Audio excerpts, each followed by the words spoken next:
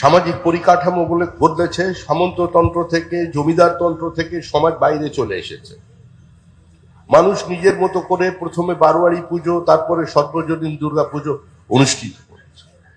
কিন্তু কিছু পুজো থাকে যে পুজোর পরিচয় থিম দিয়ে করা যায় না, এবং থিমের দুর্গা পুজো যারা করেন তারা এটা মনে রাখবেন যে আপনার আলোকসজ্জা যত বেশি হোক না কেন, আর থিম যত আকর্ষণীয়, যুগোপযোগী, সময়োপযোগী হোক না কেন, ওই ভেতরে কলাবুগে স্নান না হলে, পঞ্চমীর দিনটা যদি না কাটাতে পারেন, আপনার ওই প্যান্ডেলে ভিড় হবে না।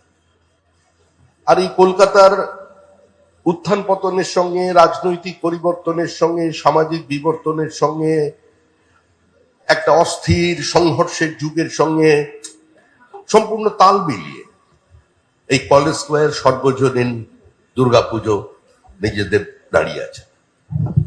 উদ্যোক্তারা আমার কাছে গিয়েছেন, আমি এ ধরনের একটি পুজোর সঙ্গে যুক্ত হতে পেরে আমি নিজেকে গর্বিত অনুভব করছি।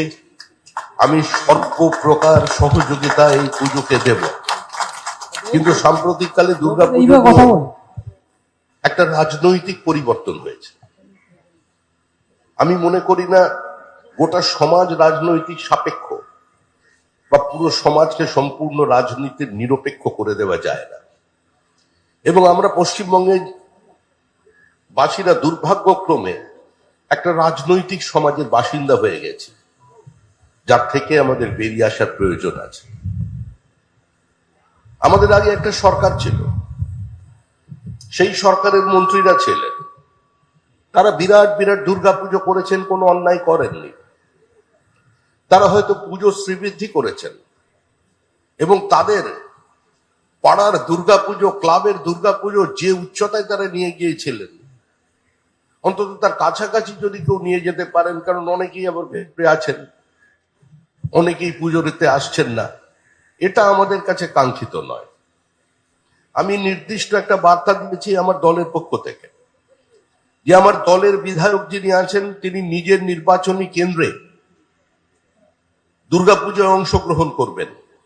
একটা নয়, 100টা পুজোয় অংশগ্রহণ করবেন। স্বতঃস্ফূর্তভাবে রাজনীতির চাপের কাছে মাথা নত না করে, নিজেদের স্বকীয়তা বজায় রেখে, যদি কোনো সংগঠন, কোনো সর্বজনীন দুর্গাপুজো কমিটি আপনাকে সভাপতি করতে চায়, চেয়ারম্যান করতে চায়, পৃষ্ঠপোষক করতে চায়, আপনি হবেন, কারণ আপনি জনপ্রতিনিধি। কিন্তু জোর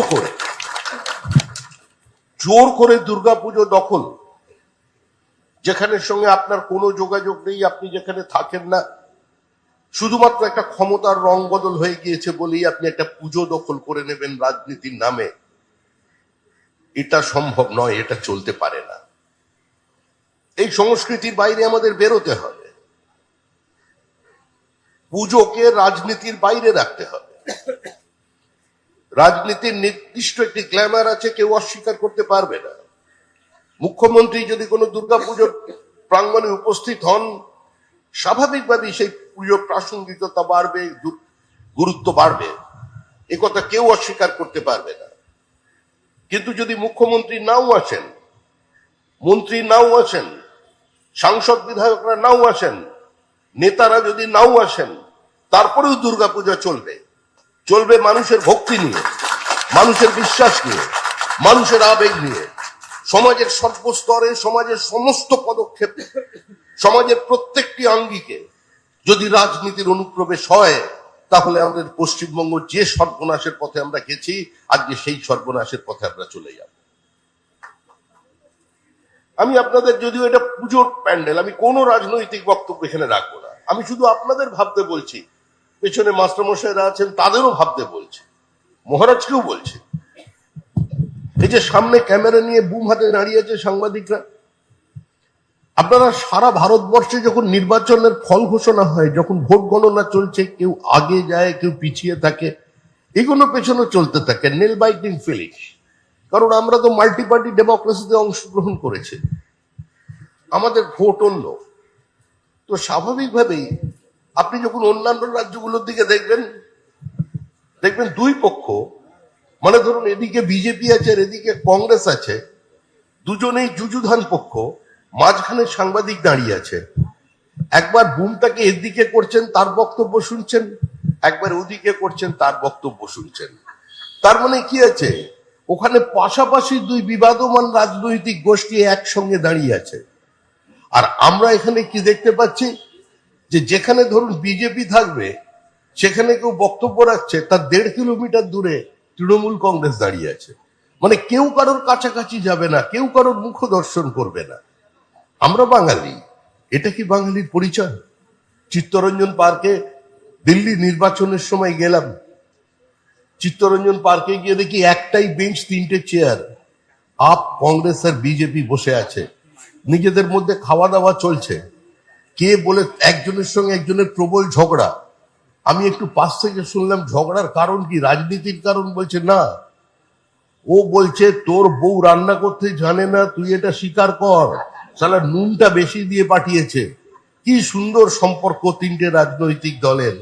আর আমাদের পুজো নিয়েও পর্যন্ত দখলদারি চলেছে, আমরা পুজোকেও বাদ দিচ্ছি না। আমি একই সঙ্গে কলকাতাবাসীকে এটা মনে করিয়ে দিতে চাই যে এবার নির্বিঘ্নে কিন্তু গোটা পশ্চিমবঙ্গের পুজো হবে। কারণ পশ্চিমবঙ্গে চূড়ান্ত র্যাডিকালাইজেশন তৈরি হয়েছে। কিছু কিছু জেলায় কার্যত মনে হচ্ছে বাংলাদেশ হয়ে গেছে। বাংলাদেশে দুর্গাপূজা হচ্ছে, দুর্গাপূজার হাত ভেঙে দেওয়া হচ্ছে, দুর্গা প্রতিমা ঘট তুলে নিয়ে যাওয়া হচ্ছে। দেবী দুর্গার উদ্দেশ্যে যে সমস্ত গান আছে সেখানে বাজানোর পরে কিছুটা বন্ধ করে সেখানে ডিজে বাজিয়ে দেওয়া হচ্ছে। ডিজে অর্থাৎ ডিজে শুধু আমাদের রাজ্যে নেই, ডিজে কিন্তু বাংলাদেশেও বাজছে। ডিজে মুর্শিদাবাদেও বেজেছে। সনাতন রুদ্রপাল এখানে আছেন, আমাদের সমস্ত মানুষের কাছে কলকাতার বরেণ্য শিল্পী। তার সৃষ্টি আমরা সব সময় দেখছি, কিন্তু তারই ফ্রেটার্নিটির দুজন, হরগোবিন্দ দাস এবং চন্দন দাস, বাবার ছেলে, মুর্শিদাবাদে মাটির প্রতিমা তৈরি করত। এই অপরাধে দুজনকে খুন করে ফেলা হলো আজকে মুর্শিদাবাদের ওই বিভৎস নারকীয় ঘটনার মধ্যে দিয়ে। দিকে দিকে আওয়াজ বলছেন বাংলাদেশের শব্দ, প্রদীপ জ্বালতে পারবা কিন্তু শাঁখ বাজাতে পারবে না, মড়া পোড়াতে পারবা কিন্তু হরিবোল দিতে পারবে না। এইটা স্বাধীন ভারতবর্ষের মধ্যে, স্বাধীন পশ্চিমবঙ্গের মধ্যে ঘটনা ঘটেছে। এই বিশ্ববিদ্যালয়ের কনিষ্ঠতম উপাচার্য ছিলেন ডক্টর শ্যামাপ্রসাদ মুখার্জি। কোন ধর্মীয় প্রতিষ্ঠানে তিনি নেতা ছিলেন না, কোন রাজনৈতিক ব্যক্তিত্ব ছিলেন না, কিন্তু পূর্ব পাকিস্তানে হিন্দুদের ওপর প্রবল অত্যাচার যখন চলেছে, তখন সমাজসেবী উপাচার্য ডক্টর শ্যামাপ্রসাদ মুখার্জি ছুটে গিয়েছিলেন নেতাজি সুভাষচন্দ্র বসুর বাড়ি। তিনি সহযোগিতা পাননি, একা লড়াই করেছেন।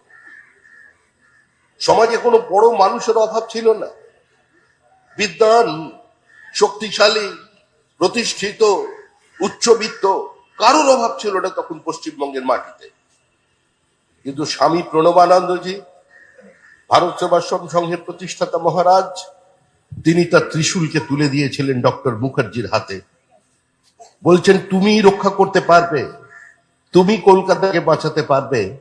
আজকে শ্যামাপ্রসাদ মুখার্জি ছিলেন,